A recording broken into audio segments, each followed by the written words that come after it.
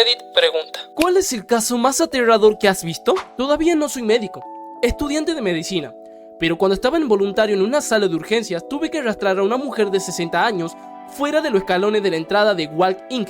de la UR. Ella se manejó con edema pulmonar durante casi 2 horas hasta la UR, después de que las ambulancias se negaran a ir por ella porque vivía justo fuera de la zona de ambulancias. Literalmente se escuchaba el gorgoteo en sus pulmones cada vez que respiraba. Otro fue un estudiante universitario con COVID allá por 2024. Vi cómo se disparó la cantidad de pacientes de la pandemia y luego como la UR volvió a la normalidad, así que esto fue un shock. Tenía fiebre, pero estaba bien y hablando, y de pronto bajó la cabeza y de repente se veía muy cansado y bien apagado. Su saturación de O2 se fue a 87% de la nada y bajaba 1% cada 5 segundos y estaba haciendo respiración agónica. El tipo tuvo que tener tanto oxígeno como pudimos meterles en la cánula y por suerte escuché que se recuperó bien. Pero fue de los rescate o detección más rápido que he visto. Hasta en los infartos hay una ventana de tiempo. Respirar, para eso no tanto. Otro, en el voluntariado en la UR, fue un tipo que estaba histérico y trató de aventarse por la ventana de la sala de urgencias. Tenemos que escanear las credenciales para dejar pasar a la gente. El sujeto insistió que estaba ahí para ver al bebé que su novia acababa de dar a luz en la UR. Pasa, tenemos un equipo para eso. Estaba tan desesperado que pensé que algo raro había, porque el bebé ya había nacido y él sabía de eso. Le dije que hablara con la recepción de la UR para que le pudieran dar el sticker de visitante de paciente, porque era la forma más rápida de entrar. Se echó para atrás y vio el mostrador y se sentó. Siguió ahí después de 1 hora porque aprendí que estaba ahí para ya matar al bebé y a la novia. Había una orden activa de no admitirlos. El tipo tenía un arma y todo estaba oculto, pero por suerte lo arrestó un policía que estaba dejando a alguien más por otra cosa que no tenía nada que ver. Mi amiga es enfermera y me contó sobre una mujer joven que fue durante su entrenamiento. Dijo que era estándar preguntar por la salud mental y la joven parecía muy cuidadosa, pero dijo que sí, que últimamente se había estado sintiendo muy deprimida. Entonces mi amiga, que naturalmente es súper amable y empática, siguió preguntando con suavidad y la joven básicamente soltó un montón de cosas. Mi amiga le preguntó si sentía que podría lastimarse a sí misma, más o menos siguiendo la capacitación que acababa de tener, y la mujer dijo que no estaba segura, pero que sentía que estaba incómodamente cerca de hacerlo. No quería sustancias, pero tal vez una recomendación para un terapeuta. Entonces ella fue a avisarle a su doctor supervisor de lo que estaba pasando, y él entró y de inmediato empezó a hacer preguntas bien directas, sin rodeos. La joven se quedó totalmente en silencio. Mi amiga me dijo que nunca había visto a alguien mostrar una aversión así hacia alguien que estaba completamente ajeno a todo. Aunque esta mujer parecía conectar con ella, se dejó llevar por el liderazgo del doctor, y después de la visita el doctor le dijo que se había pasado de la raya, que se había excedido y que obviamente no había nada malo con la joven. Y como 1 semana después, ella era la enfermera a cargo de la sobredosis de pastillas que terminó siendo el final de la vida con esa mujer.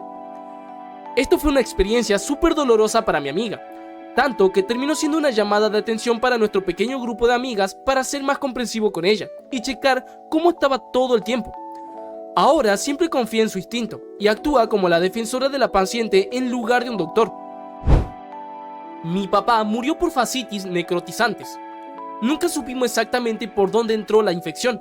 Solo sabemos que durante un par de días tuvo síntomas parecidos a una gripe. Después, una mañana, apareció un pequeño punto rojo extraño en su muslo. Poco tiempo después, ese punto empeoró rápidamente y tuvieron que trasladarlo de emergencia en ambulancia al centro de trauma más cercano. Los médicos hicieron todo lo posible, pero la infección avanzó demasiado rápido. Tuvieron que amputarle toda la pierna y aún así falleció esa misma tarde. Sí, él tenía diabetes, así que su sistema inmunológico ya estaba comprometido hasta cierto punto, pero aún así fue impresionante lo rápido que ocurrió todo. La próxima semana se cumplirán 7 años desde que pasó y todavía cuesta creer lo rápido que cambió todo. Durante mi residencia, también tuve varios encuentros muy fuertes con esos casos de gangrena de Fournier. Al principio de mi formación, vi un caso donde, en retrospectiva, creo que no se actuó con la rapidez y la agresividad necesaria. El paciente llegó muy grave, con signos de sepsis, alteración del estado mental y otros problemas médicos bastante importantes. Hubo dudas sobre el manejo inicial y, mientras intentaba estabilizarlo, la situación siguió empeorando. Después, descubrimos que alguien ya había notado una inflamación importante en la zona genital desde su ingreso, pero esa información no se comunicó como debía. Fue uno de esos casos que todavía se quedan contigo porque te enseñan la importancia de insistir, hacer preguntas y no dejar de investigar cuando un paciente parece estar realmente enfermo. También recuerdo el caso de mi primer esposo, quien sobrevivió a una fascitis necrotizantes que se había extendido por todo su cuerpo. El origen parecía estar en alguna parte de su pie y después de controlar la infección inicial, logró recuperarse sin desarrollar otra infección grave. Todavía recuerdo cuando el médico me llamó y me dijo que era fascitis necrotizantes. Mi primera reacción fue de puro miedo. Quería decirle, ¿por qué me estás llamando? Hay que actuar ya. Intenté mantener la calma, pero sentía que cada segundo era bastante importante. Mientras tanto, el médico hablaba con mucha tranquilidad, algo que en ese momento me parecía increíble porque yo sentía que todo estaba pasando demasiado lento. En urgencias también vi situaciones que nunca olvidaré. Un hombre llegó a las 8 de la mañana y fue dado de alta con antibióticos por una supuesta celulitis en el escroto. Sí, en esa zona. Horas después acudió a otro servicio de urgencia porque estaba mucho peor y terminó siendo trasladado conmigo. Lo vi menos de 12 horas después de su primera consulta y lo llevé al quirófano mientras necesitaba medicamentos para mantener su presión arterial. Lamentablemente, falleció durante la cirugía. Solo tenía unos 40 años. La gangrena de Fournier no es algo que deba tomarse a la ligera. Después de ver casos así, empecé a solicitar muchos estudios de imagen en pacientes con infecciones en zonas íntimas. No quiero que un caso potencialmente grave pase desapercibido. Tenía un paciente con un historial médico muy complicado y había preocupación por una fístula traqueo-aórtica, es decir, una conexión anormal entre la tráquea y la aorta. Lo enviaron a hacerse una tomografía y, durante el estudio, empezó a reportar dificultad para respirar. Lo llevaron de vuelta rápidamente y, de repente, comenzó a toser cantidades enormes de sangre. En ese punto ya no había mucho que se pudiera hacer. Fue una de esas situaciones en las que todo ocurre demasiado rápido y el equipo médico apenas tiene tiempo de reaccionar. Sí, tuve un caso parecido con una mujer de 30 años que, fuera de eso, era una persona sana.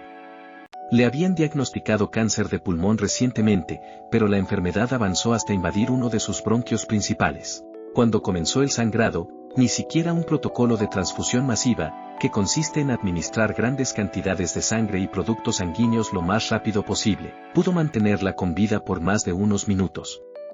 Fue una situación devastadora. Los sangrados provenientes de la tráquea o las vías respiratorias son, sin duda, de las cosas que más miedo me dan. También recuerdo estar de guardia durante mi internado cuando un paciente comenzó a sangrar desde una traqueostomía recién realizada. No había un especialista en otorrinolaringología disponible esa noche y nosotros, como residentes respondiendo a una emergencia, estábamos pensando, esto es una cantidad de sangre demasiado grande para manejarla solos. Por suerte, el equipo de anestesia y cirugía llegó rápidamente y el especialista logró incorporarse desde casa en muy poco tiempo. Afortunadamente, no terminó siendo una fístula traqueo-innominada, que habría sido una situación aún más crítica. Al parecer, el sangrado venía del tumor traqueal que había provocado la necesidad de hacer la traqueostomía en primer lugar. Logramos controlar la hemorragia utilizando el balón de la traqueostomía para hacer presión y estabilizar al paciente.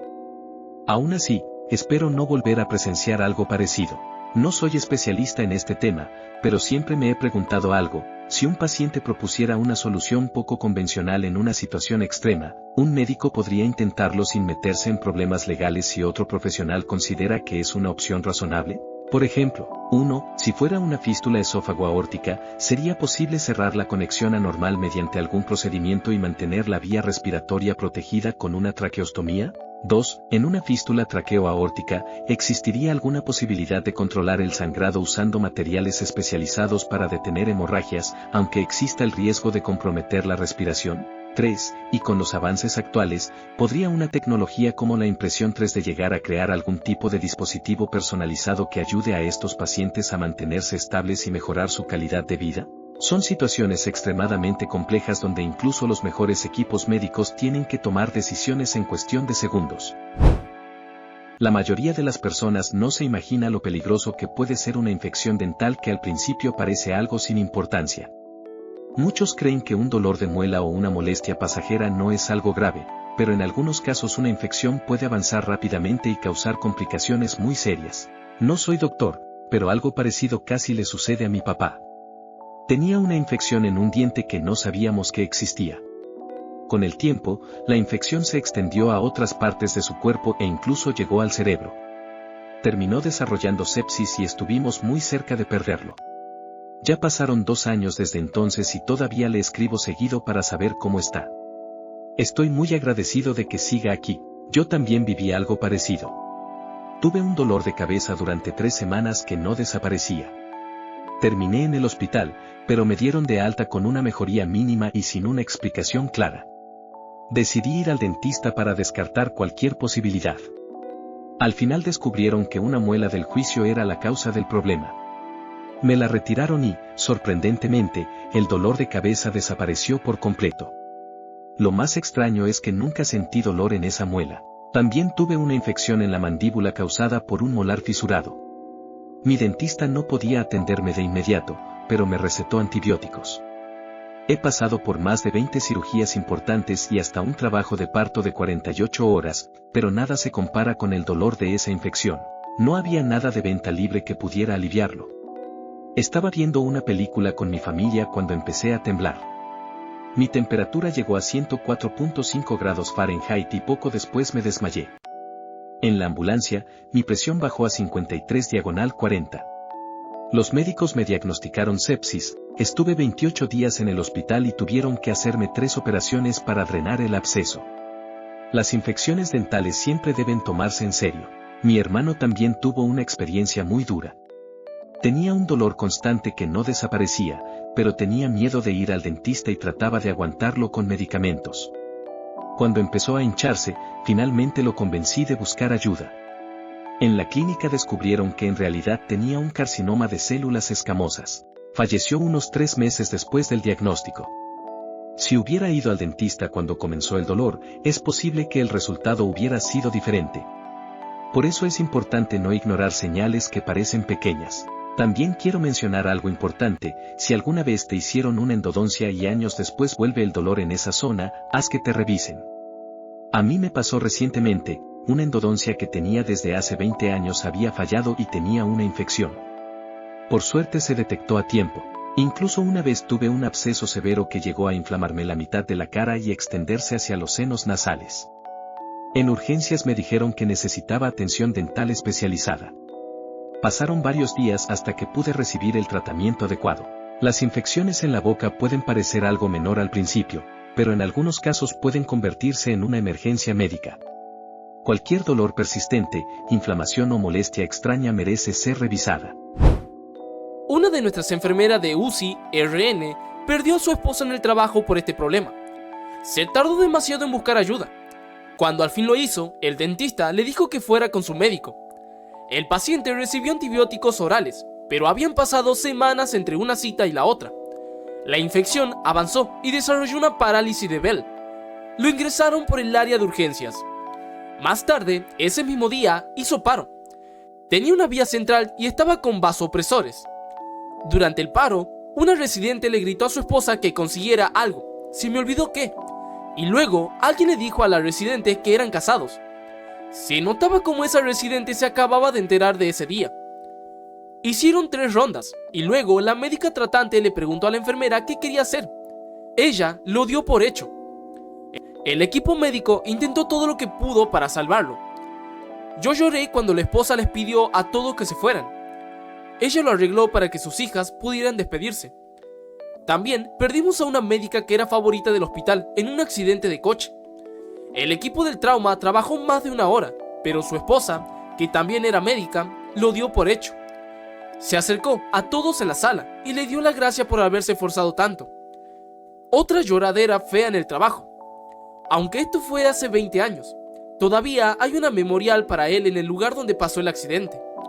De verdad, era una persona bien especial. Cuidé a un bebé que tenía una fractura en la vértebra C1, causada por un parto con forceps. Necesitaba un ventilador para poder respirar, pero afortunadamente su cerebro estaba completamente intacto. Aún así, fue una experiencia que nunca voy a olvidar. Mi mamá es ginecóloga obstetra, así que durante mi embarazo me aseguré de que quedara anotado en mi expediente y le dije a cada persona que me atendió que no quería que usara un forceps conmigo. Prefería una cesárea antes de que pasar por ese procedimiento. Mi mamá podía sentir que yo estaba girando durante el parto, pero el médico, que era militar, estaba impaciente y llegó a mencionar el uso del forceps. Mi mamá insistió y logró evitarlo. Al final nací mirando hacia arriba, en una posición conocida como mirando al cielo, y el parto le causó a ella una lesión interna muy grave. Después tuvo semanas de dolor y complicaciones, pero el médico seguía diciéndole algo como: acaba de tener un bebé, es normal tener molestias. Mi mamá llegó a un punto en el que ya no podía más y pidió que la atendieran otro especialista. Esperó hasta que regresó otro médico que había estado desplegado. Cuando mi mamá le explicó lo que estaba ocurriendo, él entendió inmediatamente lo que podía estar pasando. La examinó, hizo un esquema de la lesión y programó una cirugía para repararla. Mi mamá pasó por una experiencia muy difícil intentando evitar la forceps, y ahora entiendo mejor por qué tenía tanto miedo. Trabajé con personas con discapacidades del desarrollo y llegué a cuidar a 24 personas. De ellas, 13 tenían discapacidades relacionadas con lesiones ocurridas durante el parto, muchas asociadas a complicaciones con forceps. Las demás tenían condiciones familiares o genéticas que afectaron su desarrollo cerebral. Siempre me impresionó pensar que convivíamos con personas desde los 20 hasta los 80 años que habían vivido toda su vida con lesiones cerebrales severas desde el nacimiento. Incluso conocí casos en los que las complicaciones ocurrieron porque intentaron intervenir durante el parto antes de que llegara el médico. No soy doctora, ni he tenido hijos, pero me impactó mucho ver cuántas personas tenían discapacidades tan grandes que necesitaban ayuda para realizar tareas tan básicas debido a complicaciones ocurridas al nacer. Los forceps también causaron la parálisis cerebral de mi primo. Su familia ganó una demanda por mala práctica médica. Él quedó con una discapacidad física muy severa, pero mentalmente era una persona brillante. Tenía una personalidad enorme y una forma increíble de comunicarse, incluso usando tecnología de texto a voz. Aunque vivíamos en otro estado y no podía verlo seguido, siempre recordaba perfectamente nuestras conversaciones anteriores. Cada vez que íbamos a visitarlo se emocionaba muchísimo de vernos.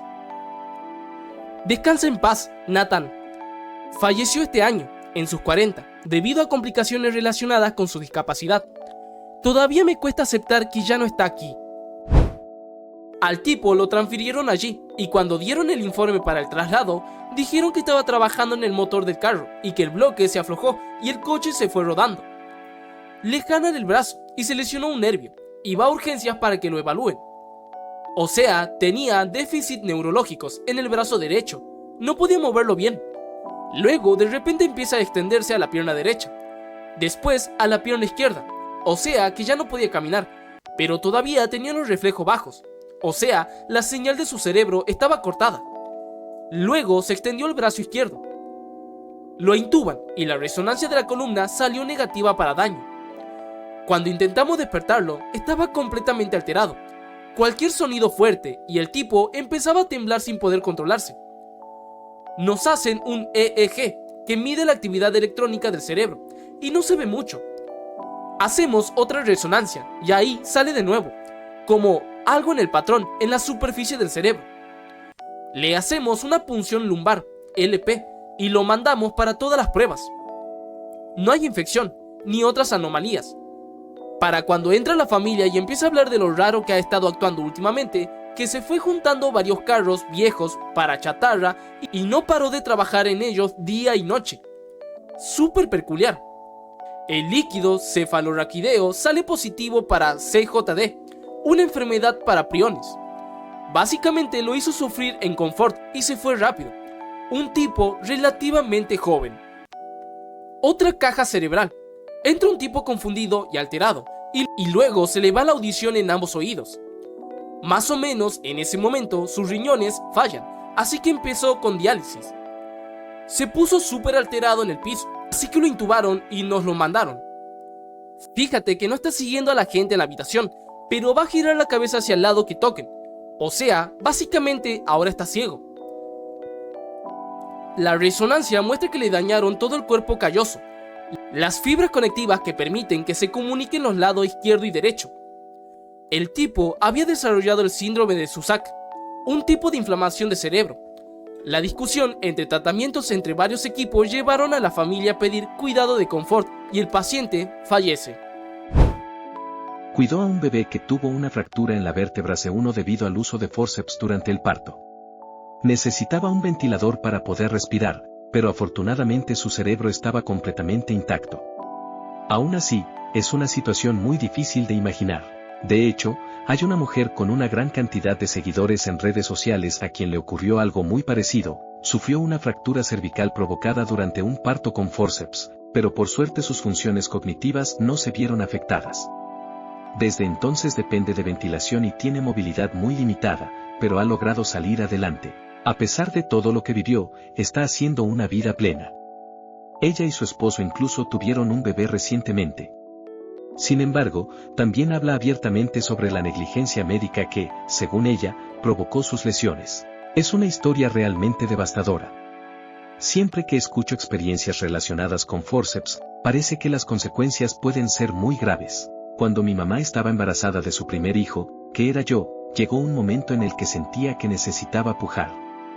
Las enfermeras le dijeron que no lo hiciera porque el doctor todavía no había llegado. Al final, esa urgencia pasó, pero cuando finalmente llegó un médico que encontraron disponible, utilizaron forceps para ayudar con el parto. Yo nací bien, pero mi mamá sufrió lesiones internas muy graves y perdió tanta sangre que estuvo cerca de necesitar una transfusión. Cuando llegó su médico habitual y reparó las lesiones, le explicó que había sangrado tanto que normalmente habrían considerado una transfusión. Sin embargo, en ese momento le advirtió que existían ciertos riesgos asociados con la sangre donada, ya que la tecnología para detectar algunos problemas no era tan avanzada como la actual. Por suerte, estaba lo suficientemente estable como para recuperarse sin la transfusión, aunque quedó muy débil durante un tiempo y apenas podía cargarme o sostenerme. Ella todavía se siente mal por todo lo ocurrido, pero yo solo puedo pensar en una cosa: estoy agradecido de que haya sobrevivido. Mi esposa también tuvo un parto muy complicado. Pasó 25 horas en trabajo de parto antes de terminar en una cesárea de emergencia que no estaba planeada. Quizás para algunos profesionales de la salud esto sea algo habitual, pero para mí es increíble pensar en lo mucho que ha avanzado la medicina. Hace 100 años, probablemente habría perdido a mi esposa o a mi hija. En cambio, hoy estamos en casa, aprendiendo cada día lo que nuestra bebé necesita y disfrutando de estar juntos. Partí un molar a la mitad. En ese momento no podía pagar un dentista, pero el dolor era insoportable, así que tomé una mala decisión: intenté sacármelo yo mismo con unas pinzas de punta larga. Logré retirar la mitad del diente y el dolor desapareció de inmediato, así que pensé que el problema estaba resuelto. 2 años después me desperté con un dolor terrible y con la cara tan inflamada que parecía que tenía una pelota de golf en la mejilla derecha. Por suerte, esta vez sí tenía seguro dental, así que pedí una cita de emergencia. Cuando le expliqué al dentista lo que había hecho años atrás, la expresión de sorpresa y preocupación del doctor y de la higienista fue bastante impactante. El dentista pasó más de 20 minutos explicándome lo peligroso que había sido y que una infección así podía haber puesto mi vida en riesgo. Lo peor es que después de eso ya no tuve valor para decirle que en realidad llevaba varios meses teniendo seguro y que simplemente no había arreglado el resto del molar. Después de varios tratamientos con analgésicos, antibióticos y finalmente una cirugía oral, ahora tengo un diente de oro bastante llamativo. Cuando era adolescente, mi papá me despertó alrededor de las 2 de la mañana y me dijo: tenemos que ir al hospital de urgencias ahora mismo. Resultó que tenía una infección dental que se había vuelto muy grave. Los médicos tuvieron que intervenir en la zona de la mandíbula y lo tenían bajo medicamentos fuertes para controlar el dolor, así que yo tuve que quedarme con él y ayudarlo durante todo el proceso. Por suerte, el hospital estaba cerca de nuestro departamento, pero tener 12 o 13 años y ver a tu papá en esa situación fue una experiencia que nunca voy a olvidar.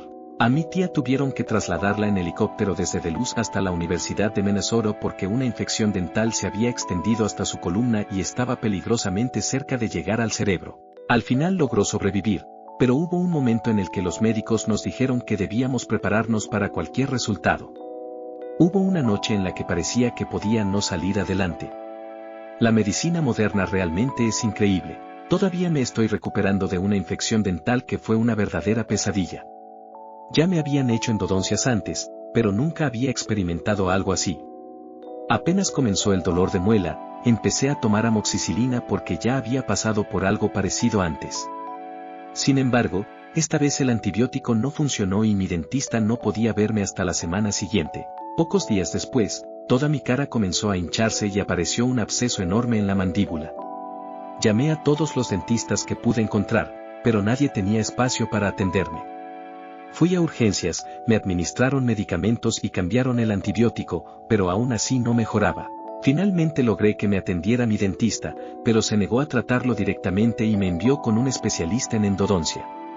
No pudieron hacer el procedimiento de inmediato porque la infección estaba demasiado avanzada, pero lograron drenar el absceso y me recetaron otro tratamiento. Pasé 2 semanas con un dolor increíble, tomando analgésicos según las indicaciones, sin poder dormir bien ni comer con normalidad. Finalmente me harán la endodoncia esta semana. Al parecer, el problema venía de un diente debajo de una corona muy antigua. De pequeño no cuidé mucho mis dientes, y ahora me está tocando enfrentar las consecuencias. Sin duda, esta experiencia me enseñó que nunca hay que ignorar un problema dental, por pequeño que parezca. Mendigo de la Mentafé, sin hogar dando a luz a un bebé de 24 semanas a un lado de la carretera. El MS nos trae a los 2 pacientes, tratando de reanimar a un bebé extremadamente prematuro, del tamaño de una mano, en un hospital de condado con pocos recursos mientras le entregó la placenta a la mamá. ¡Sorpresa! Sale un segundo bebé durante la entrega de la placenta. Había que ponerle un tubo de respiración además del otro gemelo. Logramos llevar a los 2 bebés a la UCI. La mamá quiere irse en contra del consejo médico para seguir fumando más Mentanfé. La convencí de quedarse. Los bebés lograron sobrevivir como por 2 semanas después del parto. Los 2, lamentablemente, desarrollaron una hemorragia intracraneal por la exposición de Mentanfé en el útero. Después de que la mamá se desintoxicó de la Mentanfé y le hicieron una evaluación psiquiátrica para determinar su capacidad, decidieron retirar el cuidado porque ambos bebés iban a ser como vegetales por el resto de sus vidas. Tuve que realizar una punción lumbar a una persona con una enfermedad por priones. No soy profesional de la salud, pero sé lo suficiente para entender que las enfermedades por priones están entre las condiciones más aterradoras que existen. Trabajo en un laboratorio hospitalario y últimamente hemos recibido algunas muestras de pacientes con sospechas de este tipo de enfermedades. Al final, las muestras terminan enviándose a un laboratorio especializado en otro estado, con un nivel de bioseguridad más alto. Sinceramente, no me sentiría cómodo dejando algo así frente a mí, a unos centímetros de mi cara, observándolo bajo el microscopio. En teoría, mientras no estés manipulando el líquido cefalorraquídeo de forma insegura o exponiéndote directamente, el riesgo de contagio durante una punción lumbar no es algo sencillo. El peligro con las agujas es similar a los otros procedimientos, pero lo que preocupa es la posibilidad de un accidente. ¿Qué pasa si la mano se resbala? Si el paciente se mueve de repente, si la aguja se rompe, si la muestra genera pequeñas partículas en el aire. Y luego está el problema de un derrame. Los priones son extremadamente resistentes. Los métodos normales de limpieza y esterilización que funcionan contra muchos microorganismos no son suficientes para eliminarlos. De repente tienen una muestra potencialmente peligrosa y un proceso de descontaminación mucho más complejo de lo habitual. Es el tipo de situación que representa una verdadera pesadilla para cualquiera que trabaje en primera línea. Tampoco soy médico, pero trabajo en genética médica. Una vez participé en el análisis de un caso de un adolescente de 15 años que tenía síntomas neurológicos poco específicos. Los médicos solicitaron una prueba genética principalmente para precaución, para descartar la enfermedad de Huntington. Pero el resultado fue lo contrario de lo esperado. Encontramos una expansión genética en el gen HTT, compatible con la enfermedad de Huntington, de inicio temprano. Fue uno de esos informes que nadie quería tener que entregar. Tengo familiares afectados por Huntington. El padre de ellos comenzó a presentar síntomas alrededor de los 40, pero en ese momento nadie sabía exactamente qué estaba ocurriendo. Finalmente recibió el diagnóstico cuando ya tenía hijos. Más tarde, descubrieron que su madre probablemente también había tenido la enfermedad, pero había fallecido joven y nunca se confirmó. Los 4 hijos pasaron por asesoramiento genético antes de hacer las pruebas y todos dieron positivo. 3 tenían una forma de inicio más tardía y una de ellas desarrolló síntomas mucho antes. Actualmente tiene alrededor de 35 años y necesita ayuda para caminar. Ha sido una situación devastadora para toda la familia. El diagnóstico afectó profundamente sus relaciones, su futuro y la forma en que imaginaban sus propias vidas. Es una enfermedad muy difícil de aceptar porque no solo afecta a las personas diagnosticadas, sino también a todos quienes lo rodean. La pareja de mayor tiempo no pudo continuar con la situación, mientras que otra familia decidió seguir adelante y recientemente tuvo un bebé mediante un proceso de reproducción con selección genética para reducir el riesgo de transmitir la enfermedad. La madre de esta familia vive con la posibilidad de ver cómo sus hijos enfrentan una enfermedad que ella nunca imaginó que estaba presente. Es una historia profundamente triste. La única persona con enfermedad de Huntington que conocí personalmente era la hija de un hombre al que durante años se creyó que tenía Alzheimer. Finalmente, ella recibió el diagnóstico correcto de Huntington, y eso permitió entender mejor lo que realmente estaba ocurriendo a su padre, quien todavía estaba vivo en una residencia de ancianos. Con el diagnóstico correcto pudieron darle una atención más adecuada. Hasta donde sé, no había antecedentes familiares claros. Puede haber muchas explicaciones. Quizá algunos familiares nunca fueron diagnosticados, quizá tuvo información familiar desconocida o simplemente la enfermedad pasó desapercibida durante muchas generaciones. Lo cierto es que algunas enfermedades pueden permanecer ocultas durante mucho tiempo, hasta que finalmente salen a la luz. He visto un par de casos de fascitis necrotizante y, sinceramente, son de las cosas más aterradoras que se pueden presenciar. El peor caso que vi fue el de un hombre que se hizo un corte en la mano mientras reparaba una cerca en su propiedad. No sé exactamente cuánto tiempo pasó en casa después de la lesión, pero aparentemente no fue demasiado, quizás solo durante esa noche. Al día siguiente acudió a una clínica de urgencias porque tenía un dolor muy fuerte en el brazo. La persona que lo atendió se dio cuenta de inmediato de que algo no estaba bien y decidió trasladarlo a mi hospital. Cuando llegó, la infección ya estaba demasiado avanzada. No pudieron salvarle el brazo y tuvieron que amputarlo cerca del codo, además de realizar una limpieza quirúrgica extensa del tejido afectado hasta llegar prácticamente al hombro.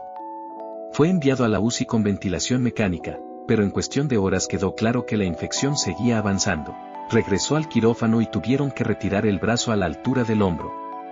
Después volvió a la UCI, pero la infección continuó extendiéndose hacia el costado y la zona cercana a la cadera. Una vez más tuvo que entrar a cirugía, donde le amputaron la pierna y realizaron otro desbridamiento amplio hasta la zona del torso. A pesar de todos los esfuerzos médicos, seguía en estado séptico y la infección continuó progresando. Falleció al día siguiente. Creo que, desde el momento en que se hizo el corte hasta que murió, no habían pasado más de 48 horas. Es una enfermedad realmente aterradora por la rapidez con la que puede avanzar. Yo también tuve una experiencia muy cercana con una infección grave. Tengo una pierna que quedó bastante dañada por una lesión cuando era niño. Hace unos 10 años empecé a sentirme extremadamente mal y noté que mi pie derecho estaba ardiendo, como si estuviera muy caliente. Fui a una unidad de lesiones menores y, después de tomarme la temperatura, el médico me dijo que me quedara allí. Salió del cuarto y llamó a emergencias. Poco después ya me estaban administrando suero y medicamentos. Mi temperatura había llegado a 41 grados centígrados. Descubrieron que tenía una infección muy fuerte que se estaba extendiendo desde el tobillo hasta el muslo.